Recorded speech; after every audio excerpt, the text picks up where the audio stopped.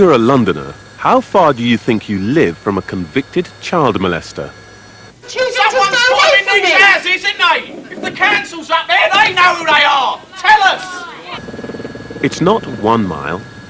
We just want to know who they are so we can protect our children. It's not even half a mile. How can we see what they're doing if we don't even know who they are? Tell us who they are. In fact, on average, every Londoner lives within 200 yards of a proven paedophile. Tonight, the London programme asks, should we be told about the monsters in our midst? Do you intend to abuse more children, Mr. Pedley?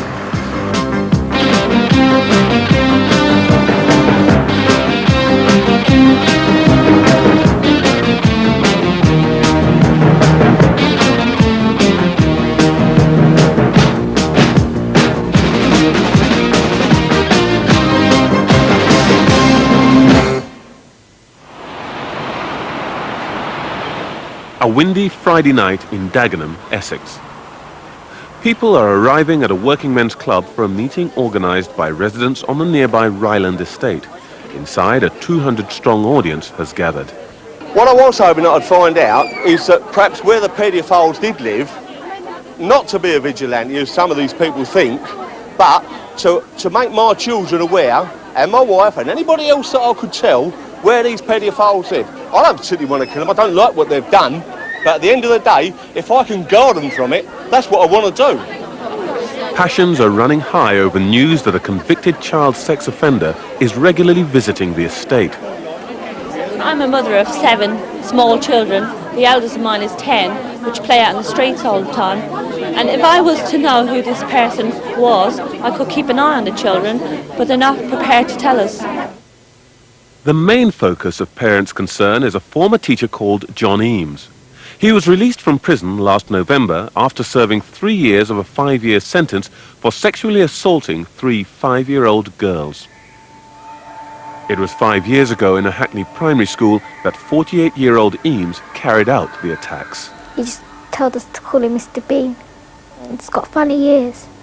He's got a nose like Mr. Bean. On 2 occasions, Eames took the girls into a classroom cupboard and locked the door before abusing them. He took us in the cupboard and he laid on top of me and he made lick his body, and that's all I can remember. Did you tell your mum and dad when it happened? Because he said if I tell my mum and dad, the police will take him away and I'll never see him again. Did that frighten you? Yeah. Rachel's parents learnt about the abuse after their eldest daughter was told by a classmate who had witnessed it. I couldn't take it all in at first. It took all day, all night, perhaps the next day to really sink in. And it took a long time for to come out with a lot of things, and since the court case she's come out with even more. It's very painful for us to listen. She's been through an awful lot. He's put her through hell. Has he hurt you? Has he hurt you a lot?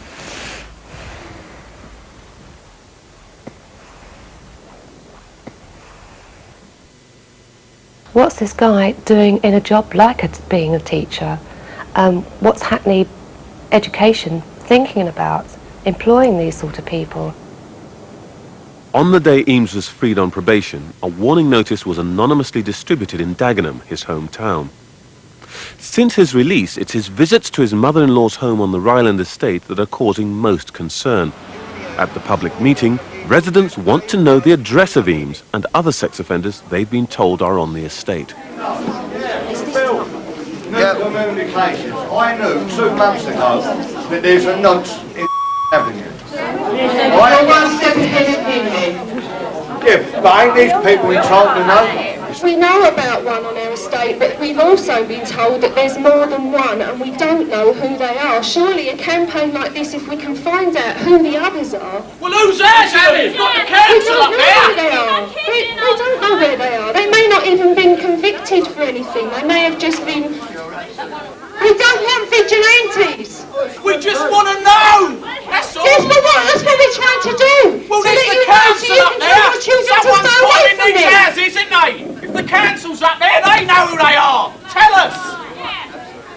How do you feel about being the subject of such a passionate community outburst?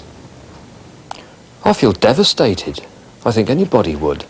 I would say to a worried parent, particularly those in this street, is come and talk to me. For Christ's sake, come and talk, because you do not know anything about me, you do not know anything about my case, you do not know a thing of what happened. All you know is what you read in a newspaper. And the newspapers are written in such a way as to make me out to be the most vilest pervert in the Northern Hemisphere, practically. As well as being jailed for sexually abusing 3 pupils, Eames has a conviction for indecent exposure. He's also been the subject of a string of complaints by other schools in Hackney, including allegations of physical and sexual assaults against children.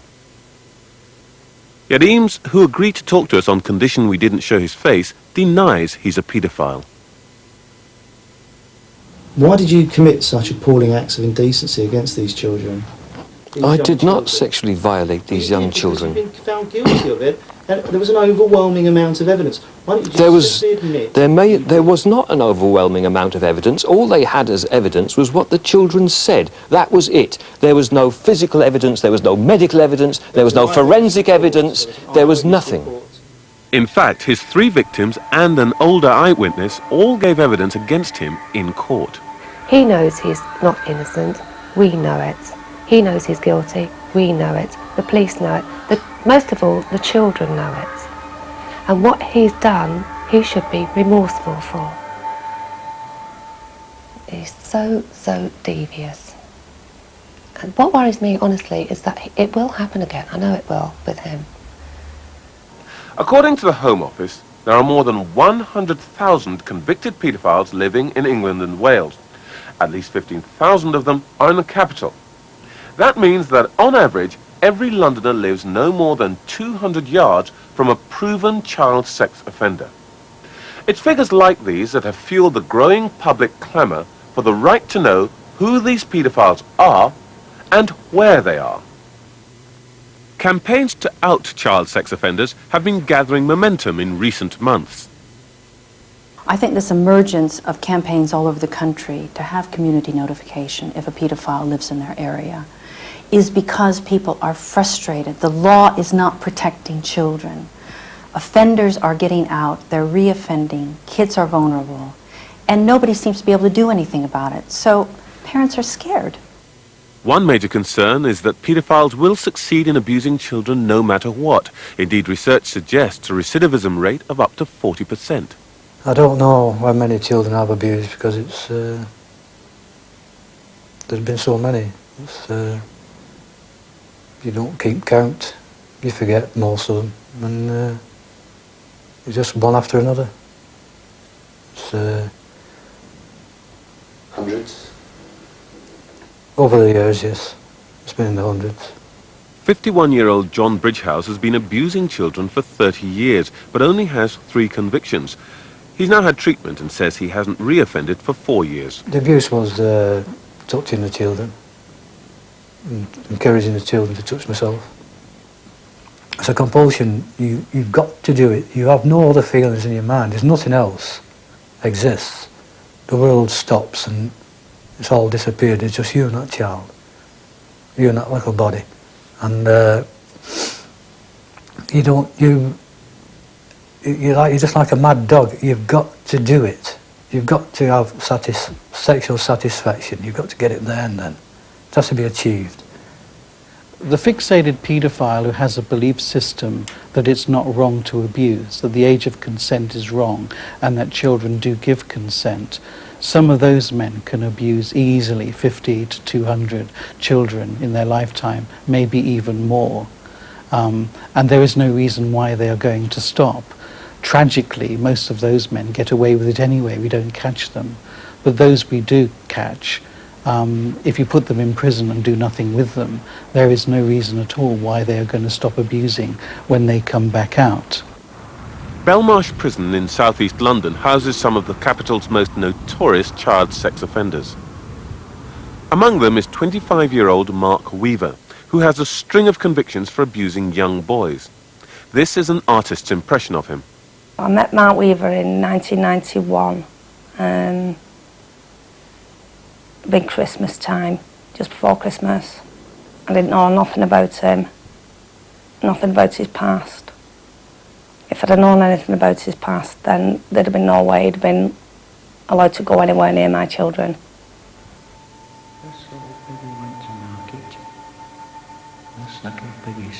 Weaver became friends with Janet's brother and took a keen interest in her two sons.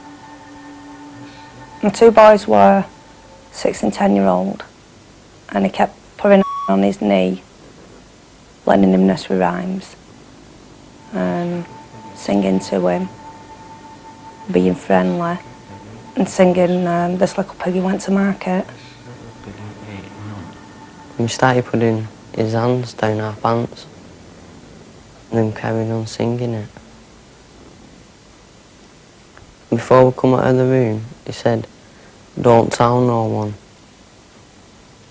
So then we went out of the room, just went upstairs and told my mum. I just couldn't take it in. I couldn't take it in at all what had happened. Police came, they took a statement, they took Weaver away, they gave him bail. I found out a couple of days later that he got bail. So I went round to Weaver's house and he answered the door to me. So I kicked 10 colours out of him. And his dad had to come to the door and grab him away, else I'd have killed him. I'd put his head straight through the glass panel. After Weaver's arrest, Janet discovered that he'd helped her brother babysit the children several years before. Weaver told police he had abused her younger son when he was just 2. I found out that he'd had anal sex with her when I was 2.5. And he's gonna die for it. But he never got charged for it.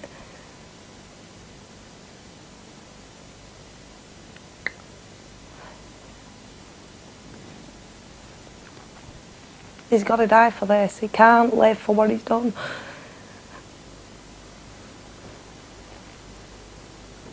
What went through your mind when you were first told that?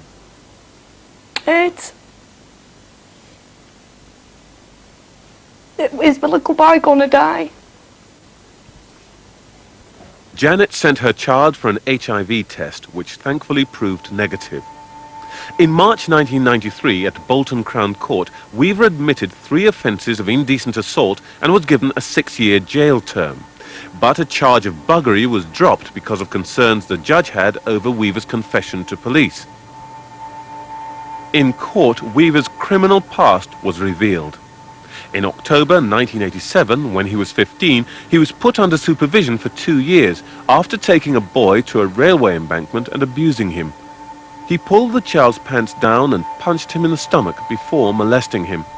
The boy was 5 years old. In December 1988, he was placed on probation for 2 years after masturbating a 6-year-old boy. A year later, he was convicted of abusing another child in his bedroom. This time, his victim was just 3 years of age. Weaver was sentenced to 5 years.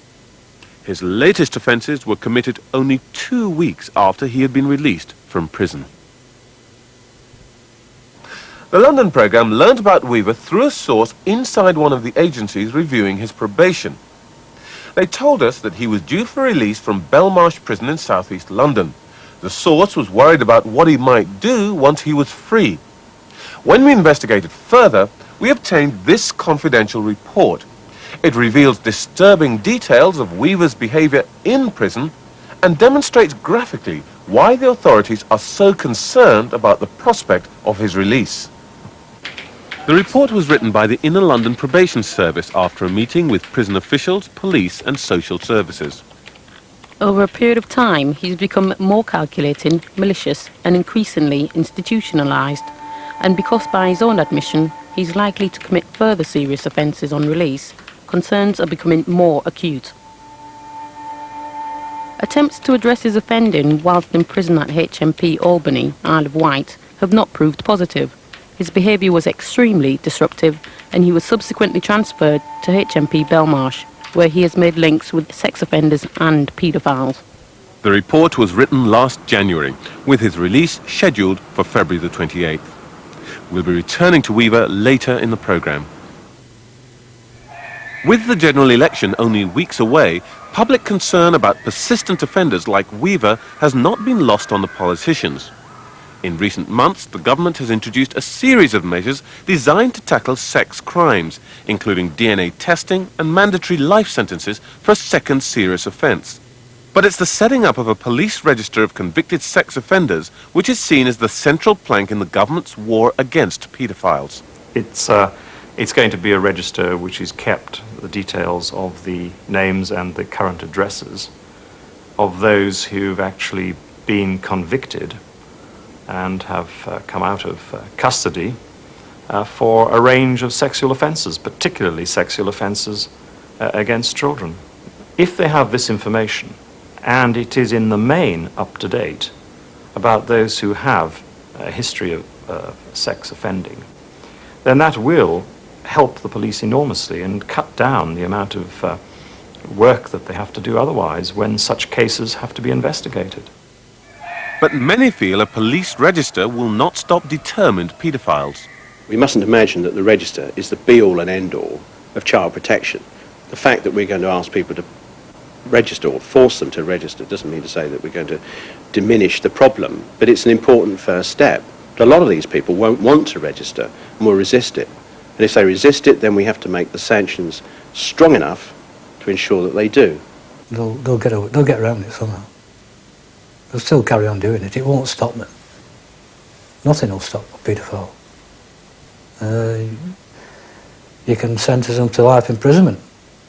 They don't care, because when they're sexually aroused, nothing else is in their mind.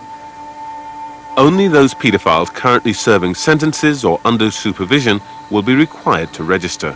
There are over 100,000 previously convicted paedophiles who are at large in the community, and 50,000 of those have committed such serious offences that they would still have been required to register under the terms of this bill if the bill was retrospective. But it's not retrospective in that way, so nothing's been done to address the issue of keeping track of all those offenders. If the government is saying that that the police don't have the resources to deal with child sex offenders in a retroactive way, then they should put the resources in. I mean, what are we saying? We're saying that children are not important enough to protect. We don't want to put money there. We're quite happy to put money into defense and into other things, but into our most vulnerable members of our society, we're not willing to protect them. I think that's very sad. Once they hurt somebody, they have no rights. After the break, one woman who forced a nation to think again about outing sex offenders and who believes Britain desperately needs to follow suit. I think that your country is moving in the direction of where we already are with this type of legislation. My fear is that they won't move there quickly enough.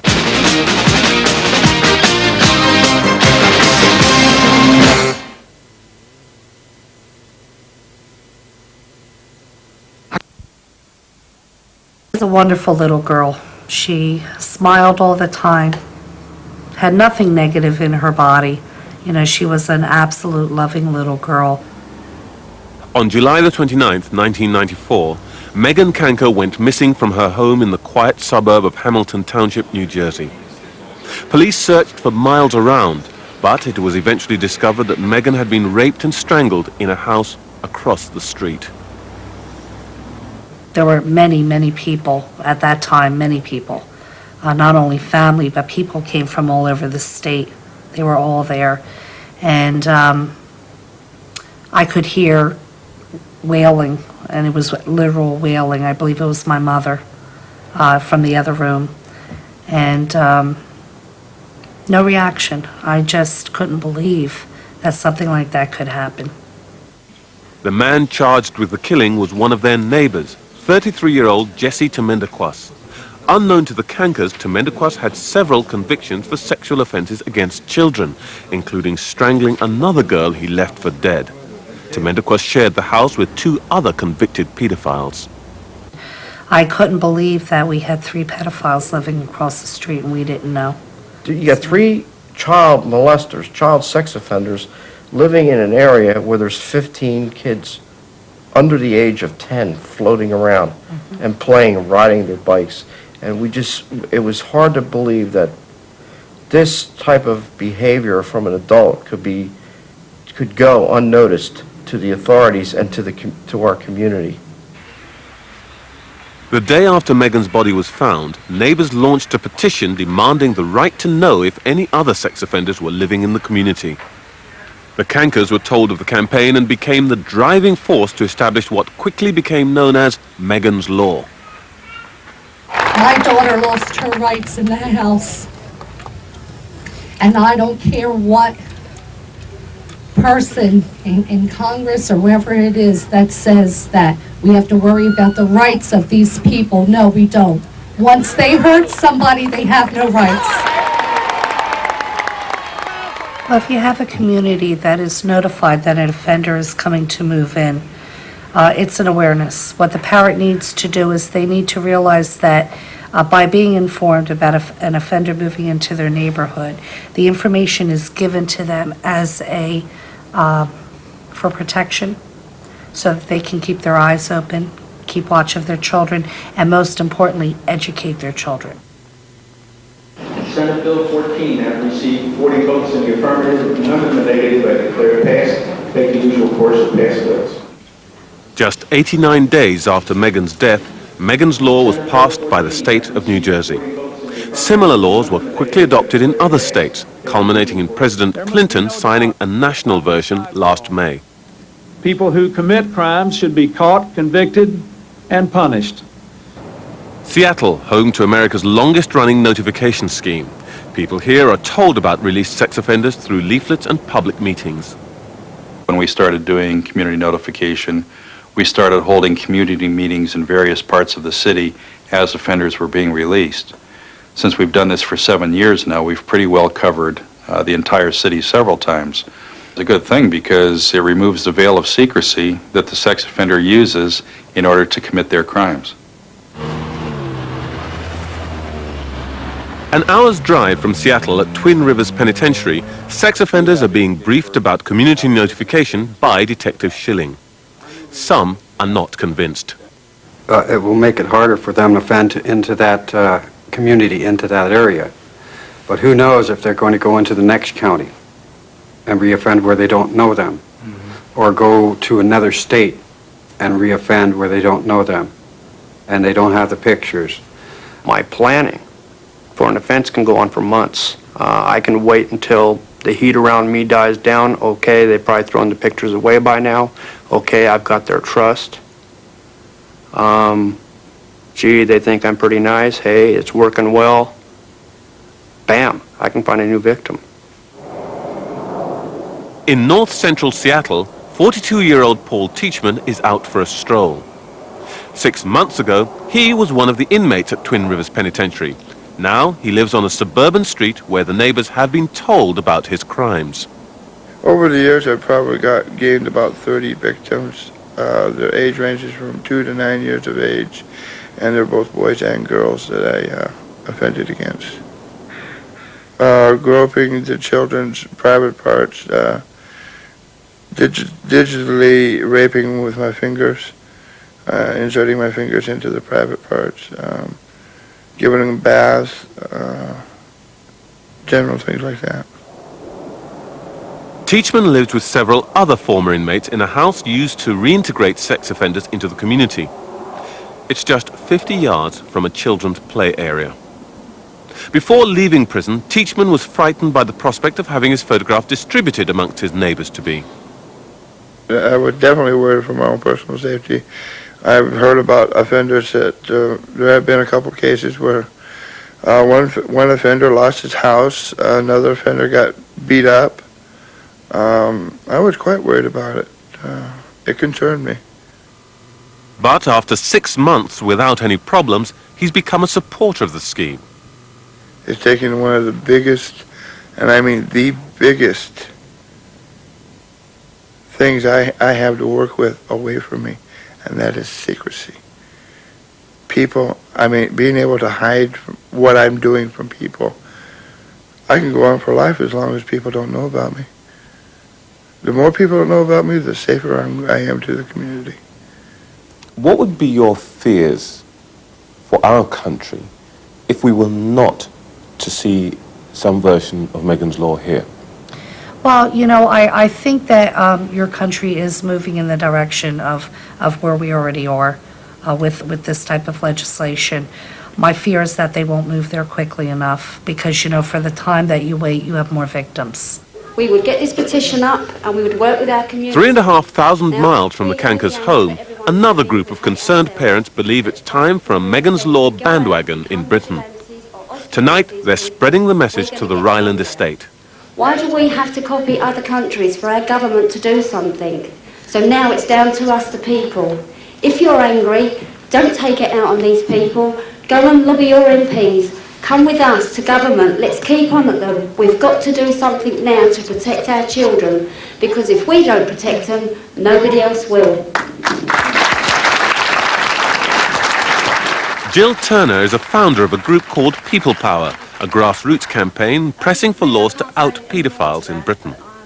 We now feel as parents we do have the right to know what danger exists for our children, and we are urging the government to make notification and registration become law.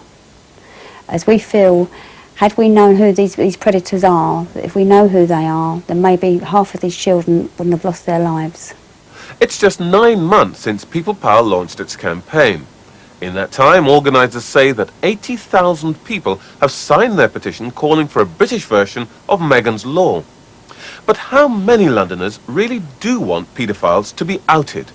What do we want? Justice! We asked more than 300 tenants and residents associations in inner London what sort of community notification, if any, they would support. The results were emphatic. 80% said they were in favour of schools and youth groups being notified, while 72% said neighbours living near convicted paedophiles should be told about them. Nearly 2/3 said they thought notification would stop some children from being abused. People power, that's what it is. You, the people. But the greatest obstacle to persuading the government to pass public notification laws may be the public themselves. Because at the end of the day, they want your vote. I tell you, if somebody assaulted a kid round my way, then I don't care how far I would have to go to sort that person out. That wasn't worrying me, because kids are kids. All community notification does is drive the offender into someone else's community, because notification doesn't make the community vigilant, it makes them vigilantes, and that's the problem. We've already had attacks on the wrong people. We had an elderly man attacked in Manchester who wasn't even an offender. We had tragically a 14-year-old girl killed in Birmingham when the arson attacked the home to kill an offender, but he wasn't there, but the child was. And I can go on and on and on. We cannot and we must not have community notification. It is not about child protection. They'll just drive him away. All he'll do is go somewhere else. Just because he's not abusing your children doesn't mean to say he won't abuse someone else's. He will. 2 years ago, paedophile Jimmy Larwood was released from prison after serving 4 years for abusing children as young as 6. Within weeks of his release, details of how Larwood's home in North Woolwich overlooked a school playground were published in the News of the World.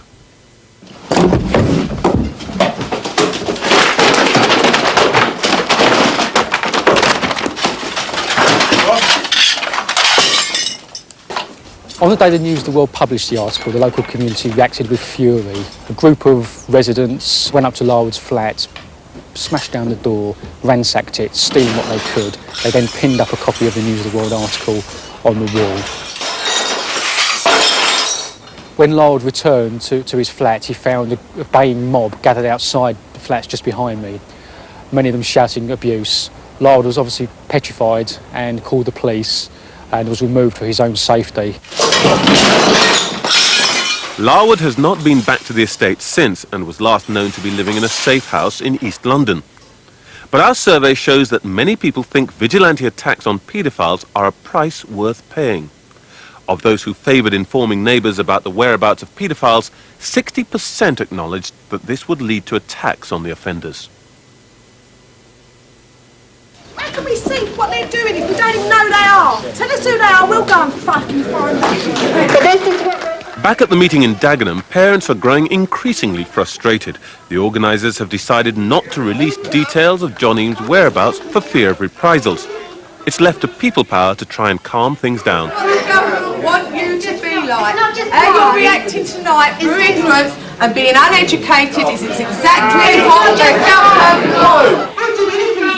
We want to know where he is so we can This is what we're trying to do. We're trying to get the community to know where the paedophile. Yeah, the lady's telling you it can happen tomorrow. They've got to hurt another kid before they're caught. Yeah. They've got to hurt some other kid before they're caught. Unfortunately, yes. And usually they usually go through over 200 children. We're talking about tomorrow. Get the law changed with No, that is long term. That ain't going to happen overnight. That is long term. It's no good shouting and building. You're not going to get anywhere. I ain't shouting. You're so patronising. Do you know that? We're talking about tomorrow. We've heard you. We have heard everything that you've said. Yeah, we know all that, love. You talked about it for the last fucking hour. We're talking about tomorrow. Care about these children in the whole of this country, not just in our back garden, in all back gardens. I would be the first to tell a man to admit I would decapitate their head off if I could. That isn't going to get us anywhere. Because at the end of the day, while I'm lying in the jail for 20 years and my children are out here, who is going to be tampering with my children or protecting my children while I'm lying in the jail? It started on the day I arrived back. The car on which I was working was vandalised. We had to get rid of it in the end. I've been shouted at in the street, I've been threatened. The reason I think that these attacks have happened is because nobody has handled the situation properly from the beginning. It's just sudden information thrust on you. You know, there's a pedophile next door. Oh, let's all go over and get him. If, on the other hand, those people had had the time and had had the meetings and had proper preparation, I don't think the vigilante things would happen. I think that we're much more responsible than the government thinks we are. In the absence of a government policy on public notification, at least 14 police forces have begun distributing information to schools and in some cases neighbours about particular sex offenders. In October last year, a warning went out to all 76 schools in Haringey, North London. A man who was deemed by police to pose a serious threat to children had been seen outside schools in the borough and had even followed children home. There was information that the man was hanging around outside this school and therefore we were particularly concerned in this instance that children would be aware not to go off with anyone answering to his description or of course with anybody at all other than a parent or carer. The warning was about this man, Michael Pedley, a paedophile with a string of sexual offences dating back 18 years. His crimes include 5 convictions for sexually assaulting children as young as 6 years old. Police did not issue a photograph of Pedley to schools, but instead gave head teachers a description of him, in which he was said to be dark-skinned. It wasn't until 3 weeks later that they issued a new notice saying Pedley was in fact white. The present situation is chaotic and unacceptable. There are some police forces that are sharing information with the public and the community about the whereabouts of child sex offenders. But there are other police forces who've been told that they shouldn't do that because they run the risk of being sued in the courts. Now, we can't allow that confusion to continue. There has to be some national legal framework which will regulate the disclosure of this information to the public. Why can't we have the right that Americans have to know if there's a child sex offender living in our communities? It's very difficult to see how this would fit in terms of the UK. I mean, it's all very well going to Washington to see how things happen there. And indeed, I go to Washington from time to time, some of my other responsibilities, to see or make comparisons. But what I have said, and others I think share my concerns about this, is that there is a serious risk of vigilantism, which might well defeat the whole benefit that we would get out of this registration arrangement. With the government having resisted public notification laws, parents are left to worry about the presence of sexual predators in their midst. Michael Pedley moved out of Haringey after being exposed in a national newspaper and disappeared. But the London programme has tracked him down. We found him living in a flat overlooking this primary school in Forest Hill in South London. Over several days, we secretly filmed Pedley up to his old tricks. He always left his home just as children were arriving for morning lessons. Each day, he took the same roundabout route past 3 schools, often loitering outside the gates. Ironically, his eventual destination was a nearby church. Good morning. My name's Lee Sorrell from London Weekend Television. We'd like to ask you why it is that a man with your record for sexually abusing young boys continues to loiter outside schools and follow boys home. Can you answer why that is? Sorry. Mr. Pedley, we've got some questions to ask you. Why is it that you continually loiter outside schools, follow children home, and now, even despite all the concern you've caused parents, teachers and children, you've now got yourself a flat directly opposite another school? Why have you actually done that? Are you aware of the anxiety you're causing? Mr. Pedley, we just want to ask you a few questions. Do you intend to abuse more children, Mr. Pedley? Mr. Pedley, have you got anything to say about the anxiety you're actually causing the children?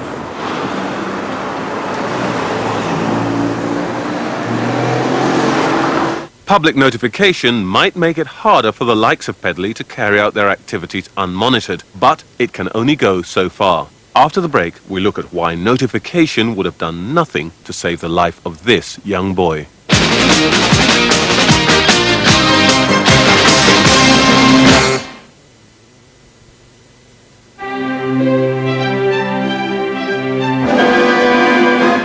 From the moment your child is born, he is the most important person in the world. You care for him,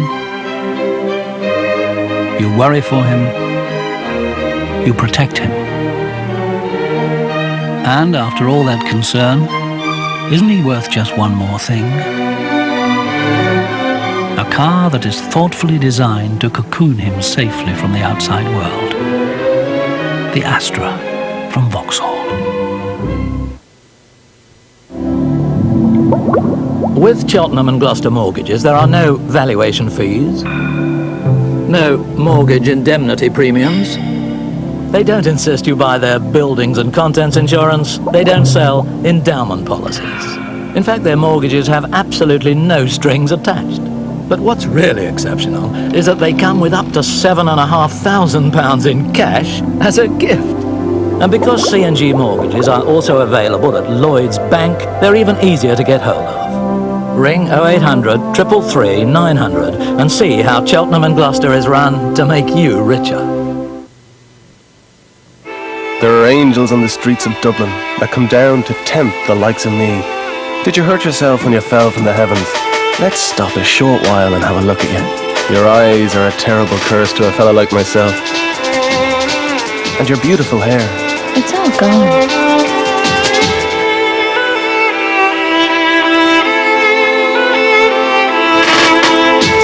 Jameson, triple distilled to be the smoothest of the smooth.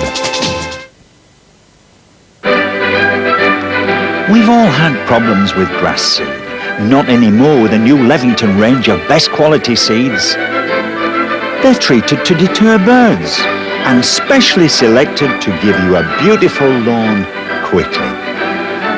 These tested seeds are treated with the unique Levington fast germination dressing. Choose Levington Evergreen grass seeds for your lawn and see the difference. Remember to check the Comet Price Index in your paper every Saturday, because who knows when you might need a new washing machine. Get it right. Come to Comet. Presenting the Dremel Multi. You cut, Dremel cuts. You sharpen, Dremel sharpens. You polish, Dremel polishes. You drill, Dremel drills. You clean, Dremel cleans. You sand, Dremel sands. You grind, Dremel grinds. Did I mention we cut? With more than 100 accessories, the Dremel Multi is even more versatile than a Swiss Army knife.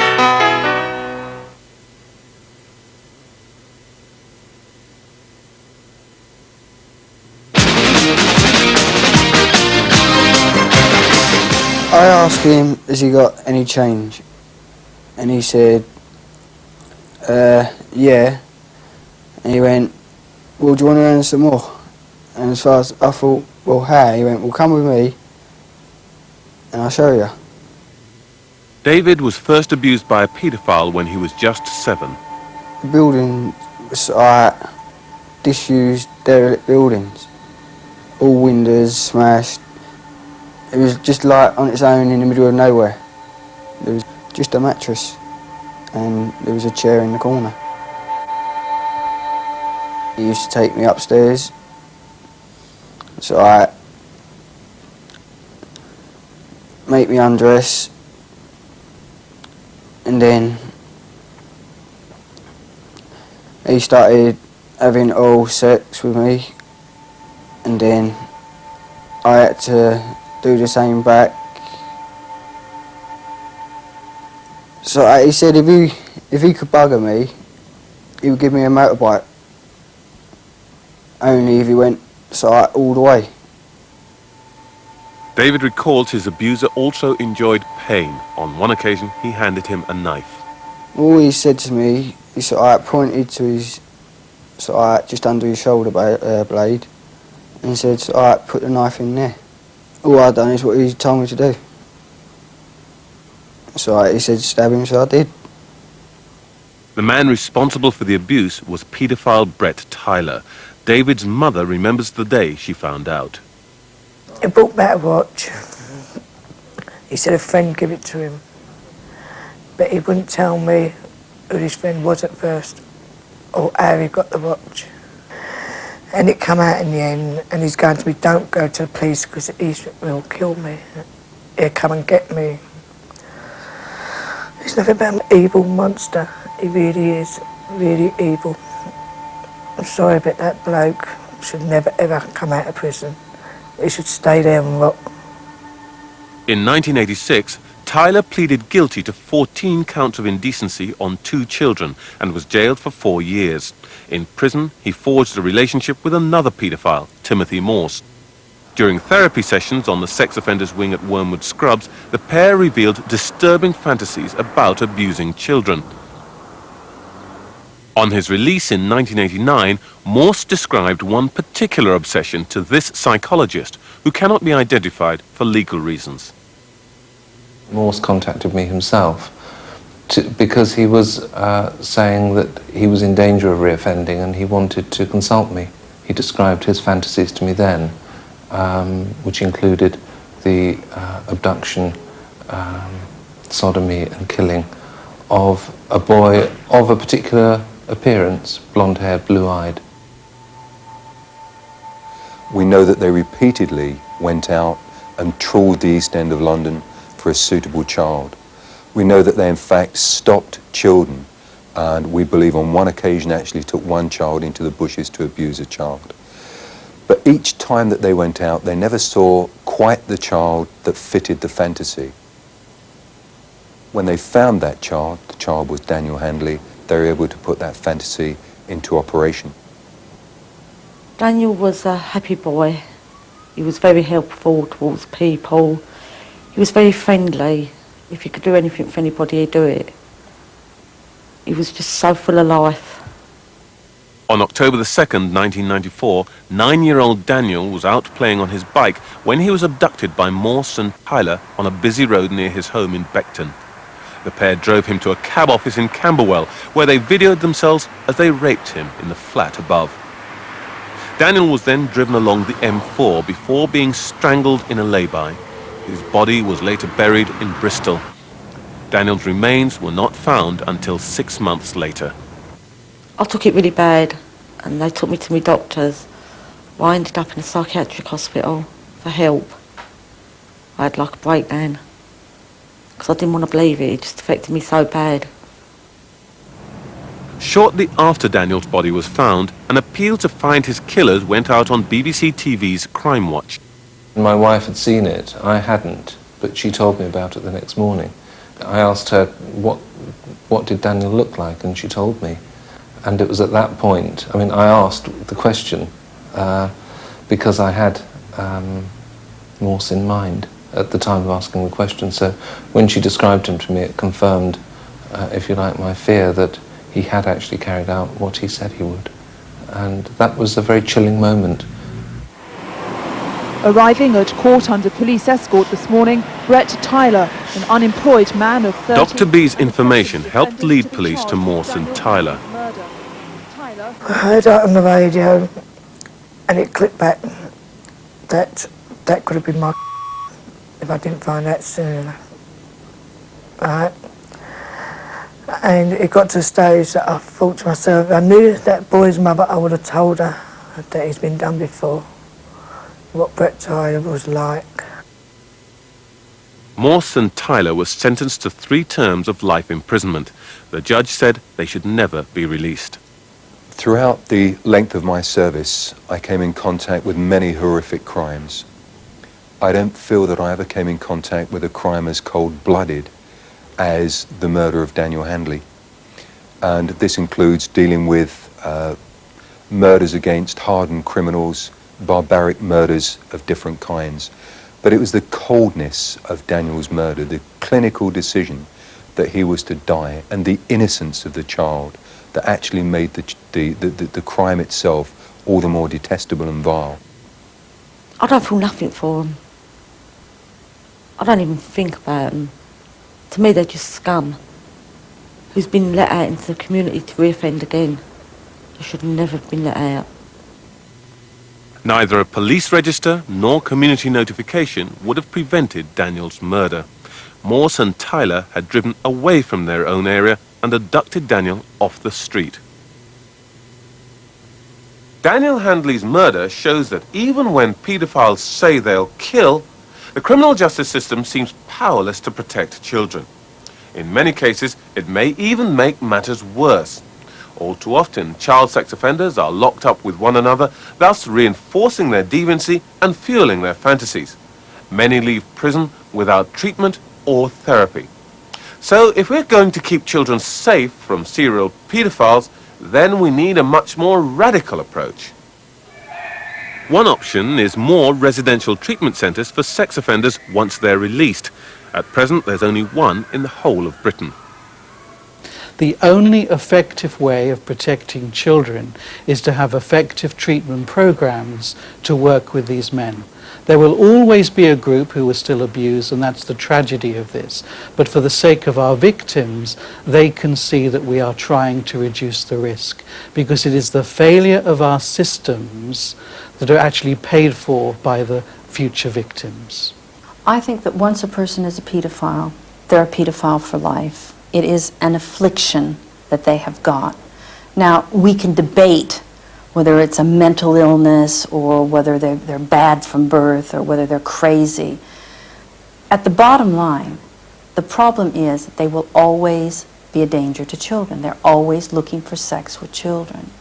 Therefore, I think we have to say that that's a mental aberration at the very least. Once a paedophile has finished his sentence, he's free to go back into the community. Few are categorized as insane, so they can't be committed to mental institutions like Broadmoor. This problem was addressed in the Butler Report in 1975. The report called for new open-ended prison sentences, so offenders could be detained for as long as they were thought a danger to the public. More than 20 years on, nothing has happened. Judges should have the power, before they pass sentence, to call for an assessment risk to see just how dangerous the person is. If that assessment risk shows that it would be dangerous to release that person into the community in any short period of time, then the judge should have the power to pass an indeterminate sentence, so that the case is then reviewed again later to see whether the risk has been reduced. But where we've got people who are a serious risk to the community, it shouldn't be 2 strikes and you're out, it should be 1 strike and you're out. Behind me is Belmarsh Prison in Thamesmead. It's here that serial child abuser Mark Weaver is currently serving his sentence. He's the paedophile who's promised to reoffend when released, you'll remember. As we've heard, under existing law, there's nothing the authorities can do to keep him in jail. But in this case, there's another shocking twist. We've discovered that, like Morse and Tyler, the murderers of Daniel Handley, Weaver is a potential child killer just waiting for a victim. Weaver himself admits he's better off in confinement, yet psychologists say he can't be sectioned because he's not covered by the Mental Health Act. Instead, the authorities have managed to delay his release, but only by a matter of weeks. Yet the report we obtained shows that while in prison, Weaver's fantasies bear haunting echoes of those revealed by the murderers of Daniel Handley. He has fantasies of buggering young boys and having intercourse with little girls. Mark has also said that if he was thwarted by a child, he could then kill if faced with resistance by his victim.